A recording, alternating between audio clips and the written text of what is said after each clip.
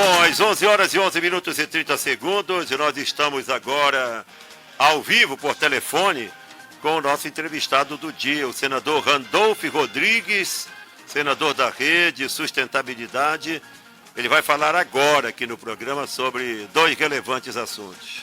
A decisão do STF que reconheceu a constitucionalidade da emenda constitucional 98/17 e a proposta de adiamento das eleições municipais de 2020. Muitas perguntas já foram antecipadas aqui dentro do nosso programa. Garcia Brito está também por telefone e vai participar dessa entrevista. Rodolfo dos Santos Juarez também está acompanhando.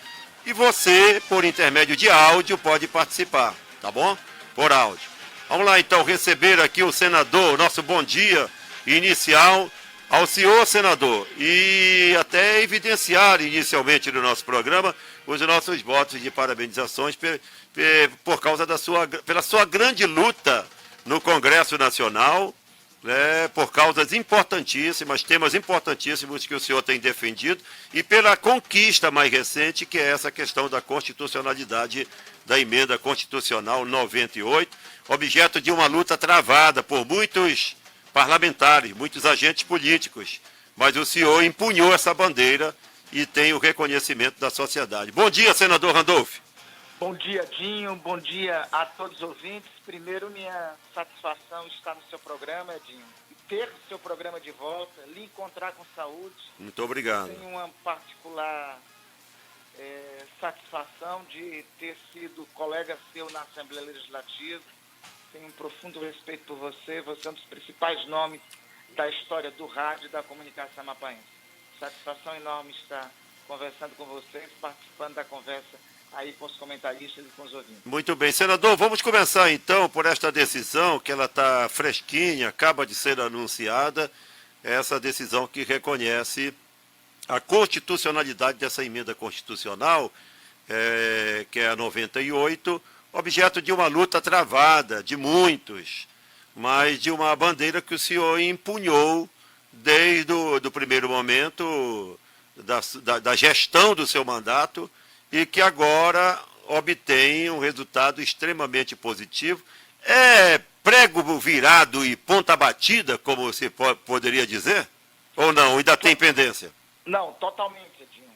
A decisão conclusa na última quarta-feira, com o último voto, que foi o voto da ministra Rosa Weber, encerra um longo questionamento de vários aspectos sobre a emenda constitucional número 98.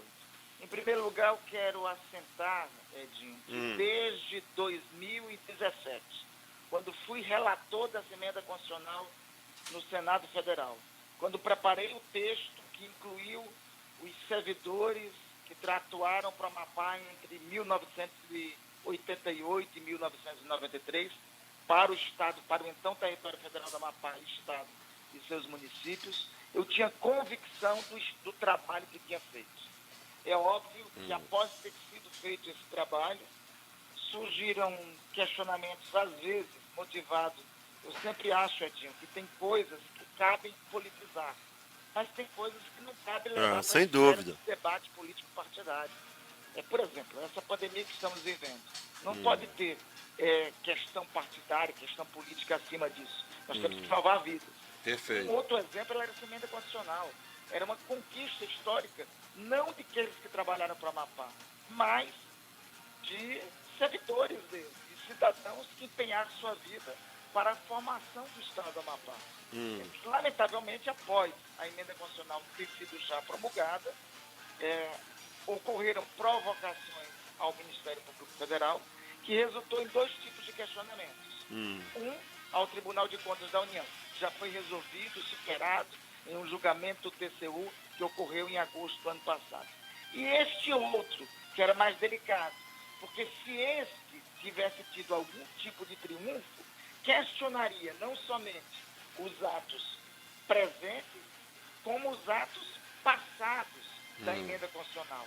Ou seja, inclusive aqueles que já haviam tido seus processos deferidos e já estavam enquadrados na União poderiam ser questionados. Foi em decorrência disso que nós nos empenhamos em assegurar a constitucionalidade dessa matéria, contamos com a mobilização de toda a bancada, mas quando houve o questionamento por parte da PGR, que ainda foi em 2018, eu procurei o relator Edson Fachin, ministro do Supremo Tribunal Federal, e expus para ele as razões pelas quais era constitucional essa medida, protocolei, formalizei, através de uma exposição de ofício, um pedido para que ele pudesse ouvir outros atores, chamasse inclusive sindicatos para serem amicus curiae, ou seja, amigos da corte nesses julgamentos. Assim o ministro Edson Fachin procedeu. E eu acho que todos nós amapaenses temos um pleito de gratidão ao ministro Fachin, porque ele não só procedeu conforme foi a nossa requisição, solicitação, não só citou o nosso ofício naquele momento, naquela ocasião, como fez mais que isso. Ele incorporou sindicatos de servidores do Amapá e de Roraima para atuarem no processo como amigos da corte e acompanharem todo o processo de julgamento e, ao final, deu um parecer pela constitucionalidade da matéria. Que foi o parecer final, que ele colocou à mesa na quinta-feira da semana atrasada e que concluiu o julgamento na quinta-feira dessa semana. Detalhe do julgamento, os 11 ministros do Supremo Tribunal Federal concordaram com o relator. Antes disso, nós ainda tivemos um encontro com o ministro Dias Toffoli, há 2 semanas atrás. O ministro Dias Toffoli expressou para nós palavras tranquilizadoras e agora não tem mais nada a ser questionado. Muito bem, então a votação... que tiveram seus processos deferidos e já foram enquadrados, fique tranquilo, são servidores da União Federal. O senhor... cidadãos que já tiveram seu processo deferido, aguardem que serão enquadrados. Aqueles que não tiveram o processo deferido, aguardem que os processos serão analisados. Muito bem. Com certeza serão incorporados ao Então a votação foi por unanimidade. A primeira pergunta, tem dois questionamentos aqui, os ouvintes já começam a participar. E a primeira é a seguinte: como está o cronograma de análise e deferimento desses processos? Eles estavam andando, a gente sabe, mas agora com este fato novo, o que vai acontecer? Vai acelerar? Eu acho que tudo vai se encaminhar de uma forma mais veloz agora em função disso, o senhor acha? Edinho, desde o ano passado, desde o início do atual governo, os processos foram retomados com um ímpeto menor. Eu quero chamar a atenção que em agosto do ano passado nós realizamos uma reunião com a presença do presidente do Senado, o senador Davi Alcolumbre, e com os técnicos do Ministério da Economia para explicar do que se tratava a Emenda Constitucional 98. A partir desse instante foi ampliada a equipe de avaliação dos processos e de agosto do ano passado até dezembro nós avançamos na análise de processos. Ocorre que esse ano tiveram 2 fatores que realmente atrapalharam. A incerteza da apreciação dessa ação direta de inconstitucionalidade que estava no Supremo. Mas esse era o menor dos fatores. O outro, esse sim, diminuiu o funcionamento da comissão de análise. Em função do quê? Da pandemia? Da pandemia. Né? Foi em função da pandemia, diminuiu, né? Pelo menos as reuniões presenciais da comissão. Né? Agora, resolvida essa questão, daqui a 2 semanas, nós vamos ter uma reunião com a Comissão Especial de Transposição que está no âmbito do Ministério da Economia. E o objetivo dessa reunião é discutirmos mecanismos para ampliarmos e avançarmos na análise de processos. O ouvinte pergunta... Agora nós pelo menos estamos cobrando isso para que a comissão faça uma análise cada vez maior da quantidade, amplie o número de processos a serem analisados, deferidos e indeferidos. O ouvinte pergunta o seguinte: essa decisão ela garante o enquadramento dos que tinham vínculo. E o caso dos que trabalharam por empresas terceirizadas? Então, a boa notícia para esses era o seguinte, era que da ação direta de inconstitucionalidade, antes do julgamento da ação direta de inconstitucionalidade, de ser declarada constitucional a emenda constitucional 98, existia uma incerteza até do ponto de vista jurídico. Continua, aos meus queridos amigos terceirizados, continua uma controvérsia entre os documentos infraconstitucionais que regulamentaram essa emenda constitucional, que é um decreto assinado então pelo presidente Temer, e uma lei e a lei infraconstitucional regulando a transposição. Continua uma dúvida, um conflito, melhor dizendo, entre essas leis infraconstitucionais e o texto da Constituição.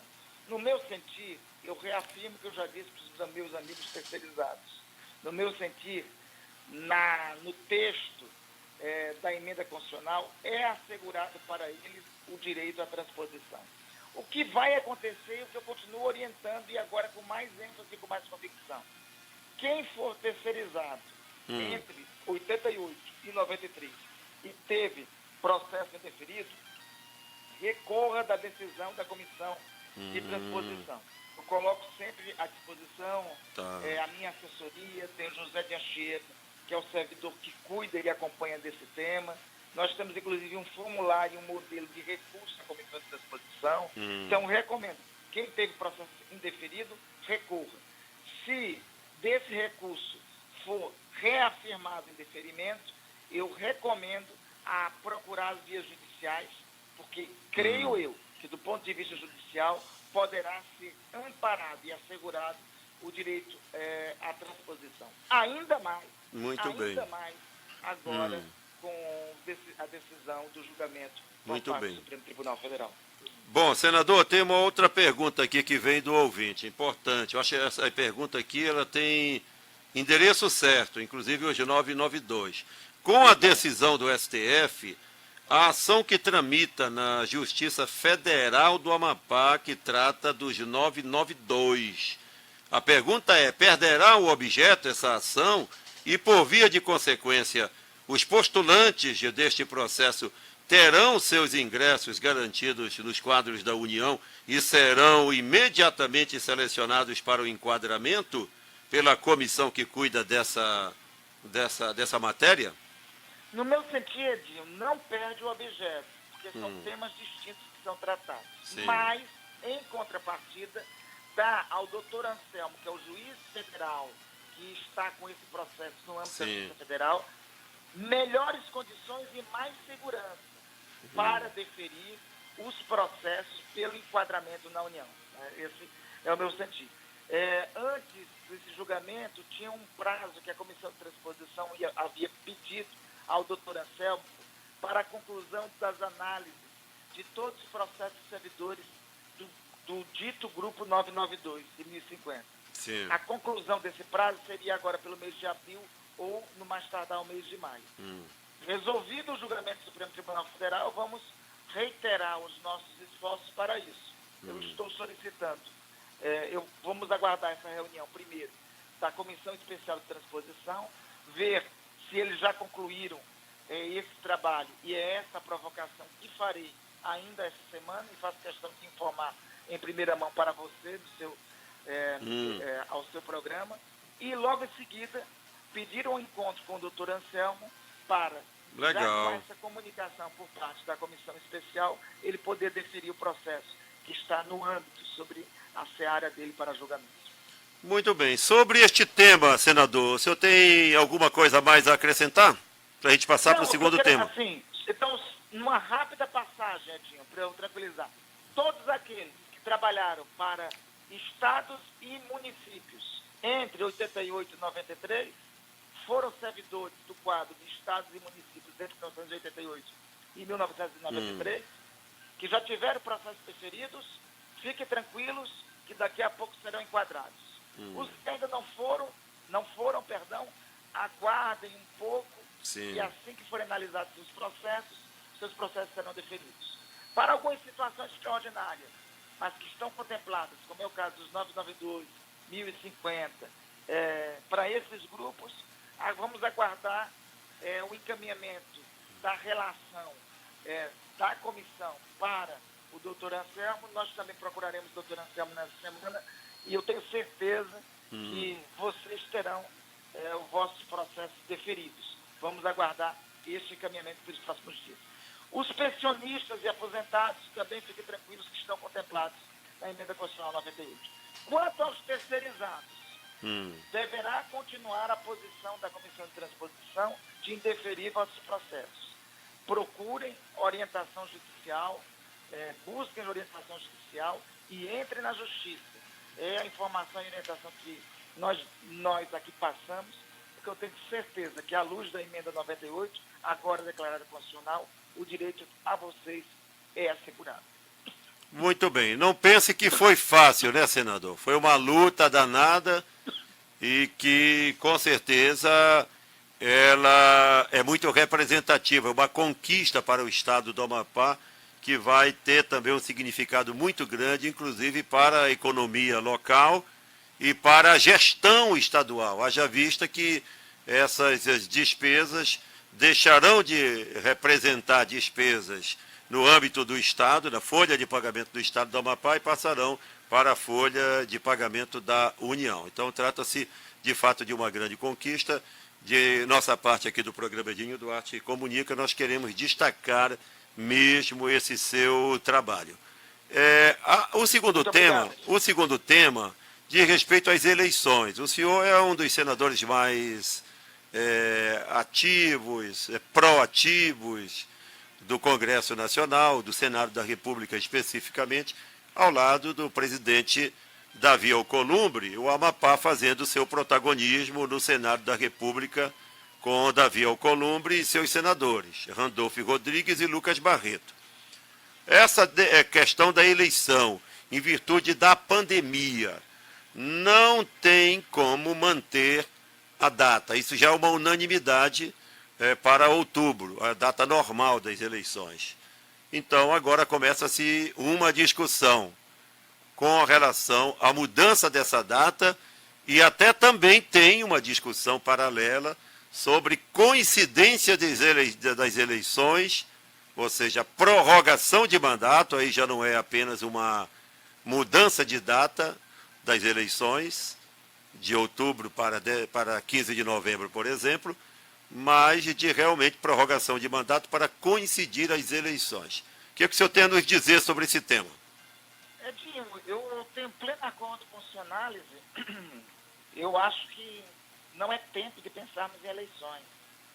As pessoas estão adoecendo, algumas famílias estão dilaceradas pela perda dos entes queridos. Eu vi um testemunho dramático do seu programa, ainda há pouco, antes do programa começar. Sim. E a maioria do povo está mais empobrecido em decorrência da pandemia, na atual circunstância.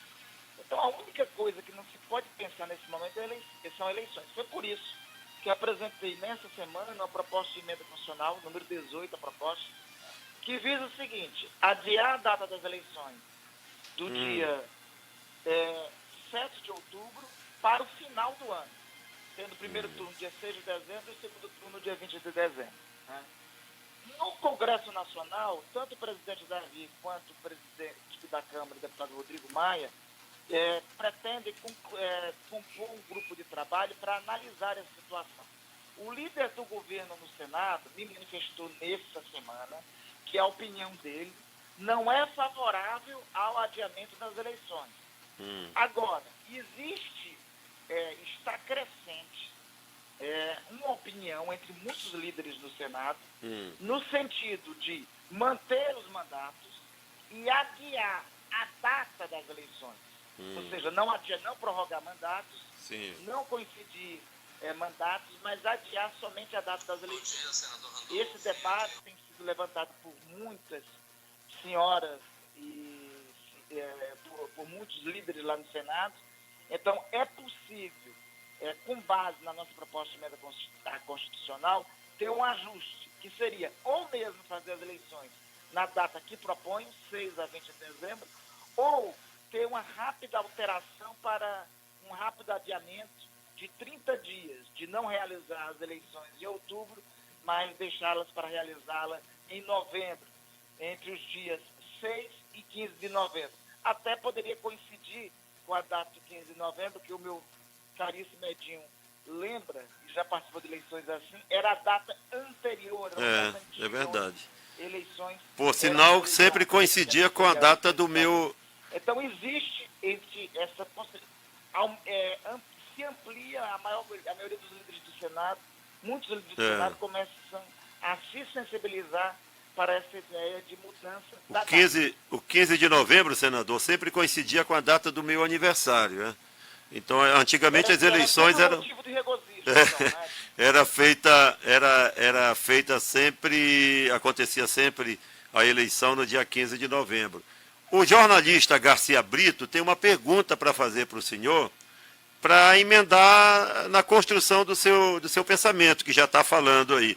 Eu vou ter que colocar aqui, o senhor ouvir também, junto comigo no Viva Voz, tá bom? Porque não dá para ele entrar na mesma linha.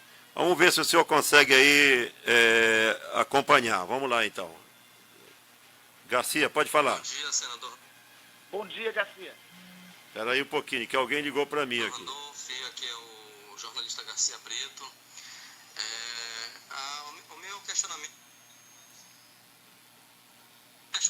é o seguinte: nós já temos aí notícias de prorrogação de vários eventos em todo o país.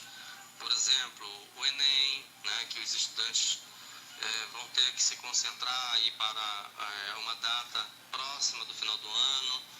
A gente tem comemorações locais, aqui se fala também na prorrogação da data do Círio de Nazaré, que deve acontecer também em Belém do Pará, enfim. O que eu gostaria de saber é se o senhor não entende que seria mais econômico para o país e mais viável para a população prorrogar os mandatos dos vereadores e prefeitos, visto que eles continuariam recebendo só os salários que já recebem e que, se houver eleição, aqueles que assumirem vão receber. Em vez da gente gastar esse montante todo do fundo de campanha, é uma soma considerada de recursos que poderiam ser utilizados pela União para outras finalidades, para ações de combate à Covid-19 ou então para ações para serem aplicadas após o período da pandemia, visto que nós devemos ter com certeza, enfrentar com certeza uma crise econômica no país. Aí, a pergunta do Garcia. Garcia, eu tenho pleno acordo com a vossa opinião e eu queria aproveitar informar algumas medidas que, inclusive, adotei nesse sentido. Eu apresentei um projeto de lei e nessa proposta de emenda constitucional reafirmo que já tinha apresentado como projeto de lei, destinando os recursos do fundo eleitoral e do fundo partidário, todos, na verdade, são 2,5 bilhões de fundo eleitoral, mais 2 bilhões de fundo partidário, dá 4 bilhões. Destinando todos esses recursos, Dinho e Garcia, ao enfrentamento à pandemia. Além disso, nós fizemos uma emenda na medida provisória, uma medida provisória que está em trâmite no Congresso Nacional, com esse objetivo, e essa emenda foi acatada pelo relator. Então, eu tenho pleno acordo com isso. E também concordo que o melhor seria que nós aproveitássemos o momento para fazer um ajuste geral. Porque ficaria muito mais barato para todos se as eleições fossem todas unificadas. Eleições gerais. Eleições gerais. Do vereador ao presidente da República. Essa é a minha opinião. Agora, eu lamento informar, que a minha opinião não é majoritária no Congresso. Sim. Por exemplo, a maioria dos líderes até vem com simpatia o adiamento da data ainda para esse ano das eleições. Aliás, vem uma possibilidade para isso por circunstância da pandemia. Eu também vejo assim, imagine a pandemia, segundo o modelo apresentado pelo Ministério da Saúde, o pico vai ser entre 6 a 20 de junho no Brasil. Começa a entrar num platô entre junho e julho, começa a recair em agosto, e o nosso normal não vai ser normal, vai ser diferente. O vírus continua entre nós.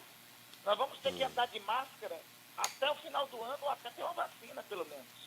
Não vai ser possível termos aglomerações. Os restaurantes vão voltar a funcionar com espaço entre as cadeiras, ou seja, a aglomeração de anos vai demorar muito para voltarmos a ter. Vamos ter um mundo bem diferente. Temos que entender isso. Como se faz campanha num ambiente desse? Por isso que nossa proposta de emenda constitucional jogou para o limite do prazo. Mesmo essa jogando para dezembro, há muita divergência sobre isso entre os líderes. Consenso em unificar a data, a maioria dos senhoras senadores, senadoras e deputados e deputadas não concordam. Então, isso já não conseguimos. Estamos tentando, pelo menos, alterar a data.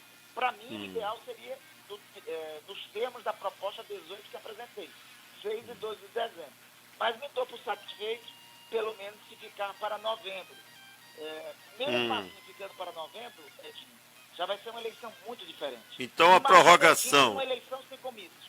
Vai ser a realidade dessa eleição. A prorrogação de mandato, então, na sua opinião, está fora de cogitação, esse debate. A prorrogação de mandato era a minha proposta original. Sim. Só que... Você percebe... Eu não conseguia sequer o apoio de um terço para assinar essa proposta. Né?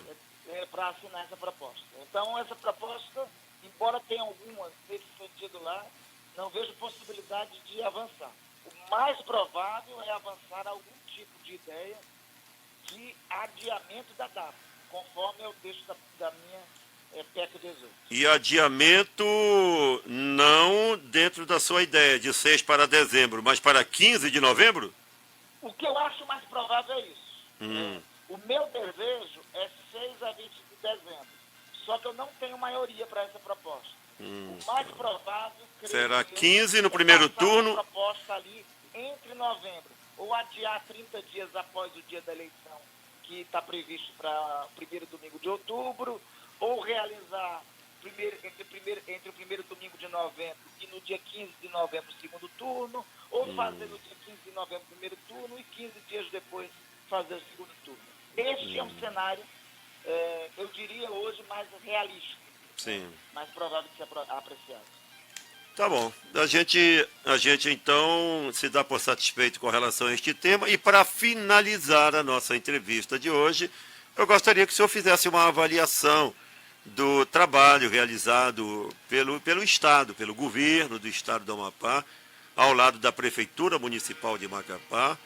A gente está vendo aí uma luta, uma guerra contra o invisível, que é o coronavírus. Essa pandemia toda sendo politizada, inclusive com relação à questão da utilização do da cloroquina, né?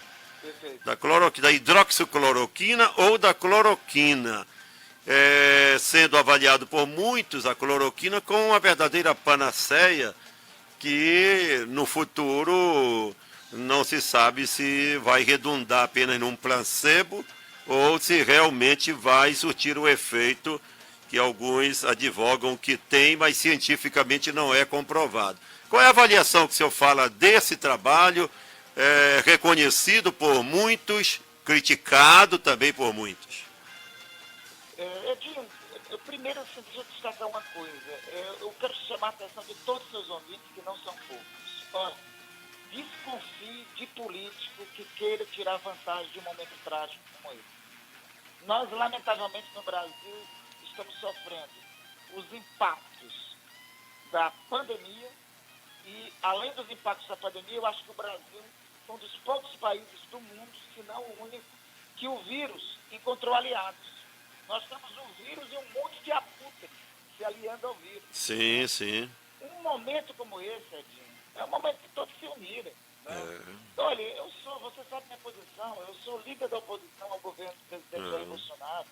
Quando começou essa confusão em março, que o então ministro Mandetta lá esteve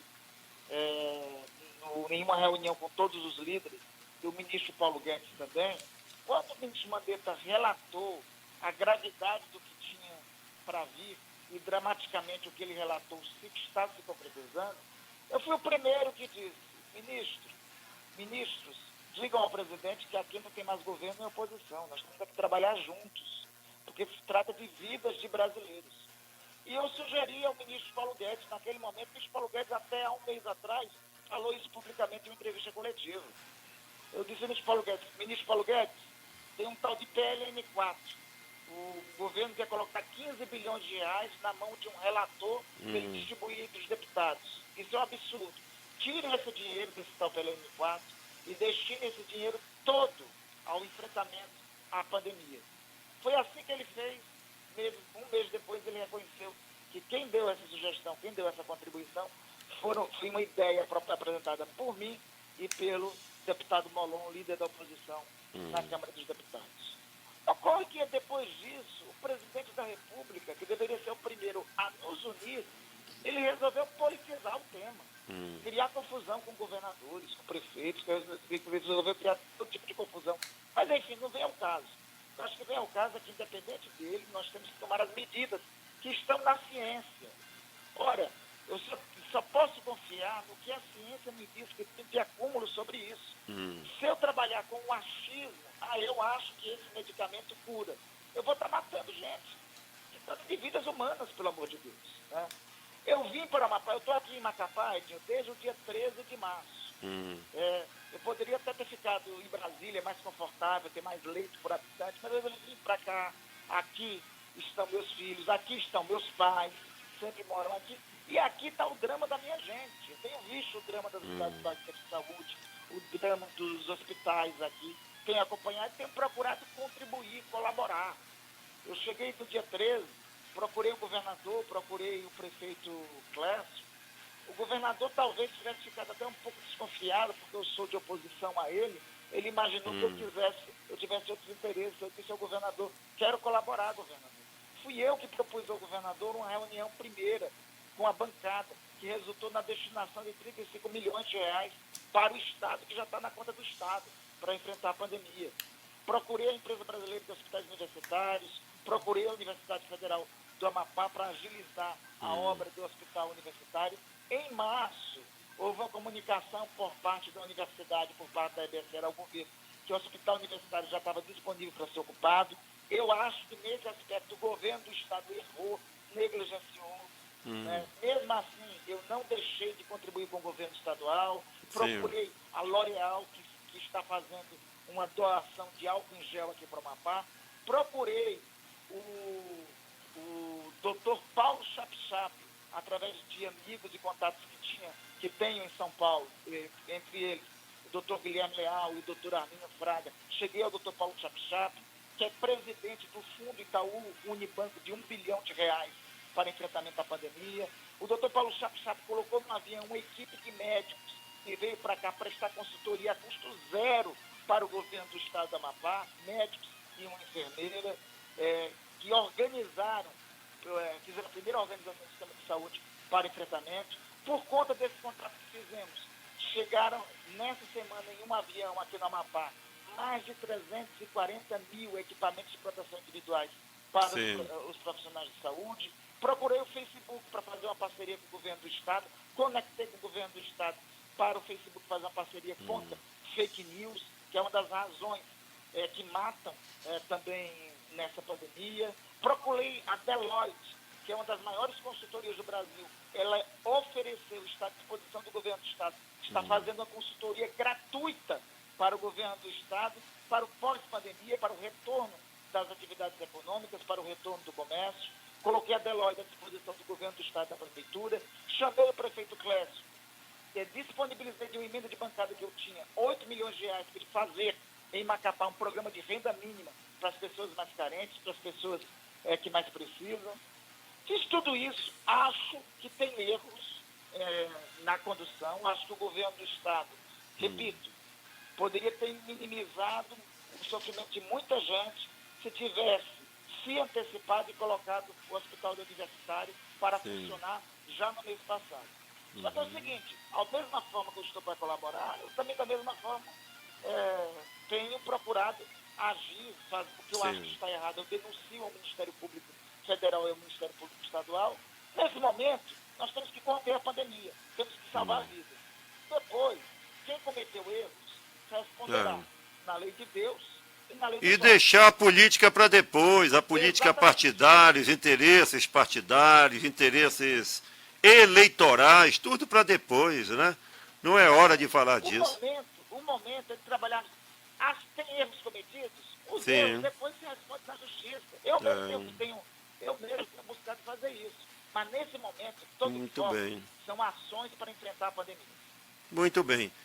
Senador, eu me dou por satisfeito, uma entrevista que a gente está utilizando aqui, um significativo espaço do nosso programa, porque entendemos a importância do senhor falar ao vivo para milhares e milhares de ouvintes que estão nos acompanhando pelas redes sociais também, pela nossa live. Nós estamos ao vivo, né, pela 102 FM Macapá, todo mundo participando, todo mundo se manifestando, e lhe parabenizando pela grande conquista aí da transposição e pela sua performance. Todo mundo observou, eu observei particularmente, que o senhor baixou a temperatura. Em vez de aumentar essa temperatura, como alguns fazem, criando um ambiente de oportunismo, o senhor baixou a temperatura com relação ao trabalho que o senhor faz lá no Congresso Nacional, na qualidade de oposição ao governo Bolsonaro. O importante agora é o interesse comum, o interesse de todos. E essa questão da liderança, o verdadeiro líder, senador, o senhor concorda, não é aquele que é o articulador do caminho único. O verdadeiro líder é aquele que é o articulador das diferenças. Então, esta é a hora de unir todo mundo, não é isso? Eu queria que o senhor deixasse, em cima desse meu comentário, as suas considerações finais. Estadistas se colocam sempre em momentos difíceis para a humanidade. É isso. Veja, as decisões de Churchill durante a Segunda Guerra Mundial não foram decisões confortáveis. Hitler, um pouco antes de iniciar os bombardeios, antes de começar a chamada Operação Leão Marinho, que destruiu Londres, antes de começar os bombardeios a Londres, ofereceu a paz a Churchill. Churchill podia ter poupado Londres do bombardeio, mas na contrapartida, a Europa toda seria nazista e o controle de parte do mundo, a geopolítica global hoje, seria muito mais dramática, com a hegemonia do nazismo até os dias de hoje. Churchill, o que foi que fez? Não aceitou declaração, não aceitou paz proposta por Hitler. Foi a guerra. Teve o bombardeio de Londres e enviou soldados para o continente. Mas o mundo do pós-guerra, pós-segunda guerra, saiu melhor do que se tivesse tido a hegemonia do nazifascismo. Então, estadistas e líderes são aqueles que fazem o que às vezes não é o mais confortável, mas é o que é necessário fazer. Muito bem, senador. Muito obrigado pela sua participação aqui ao vivo no nosso programa. Nós colocamos este horário nobre do Rádio Amapaense, de 8 ao meio-dia, todos os domingos, à sua disposição para que possamos reverberar aí os acontecimentos de interesse da sociedade. Meu abraço ao senhor, bom trabalho e até a próxima oportunidade. Eu que agradeço, Edinho. Sempre uma satisfação estar com você e no programa de tamanha audiência. Um abraço, um abençoado domingo a todas as famílias amapaenses e, em especial, fiquem em casa. Vamos ganhar essa parada contra a pandemia. Edinho Duarte informa a hora certa. Agora são 10h50. Estamos apresentando Edinho Duarte Comunica, o povo no rádio. Promoção 102.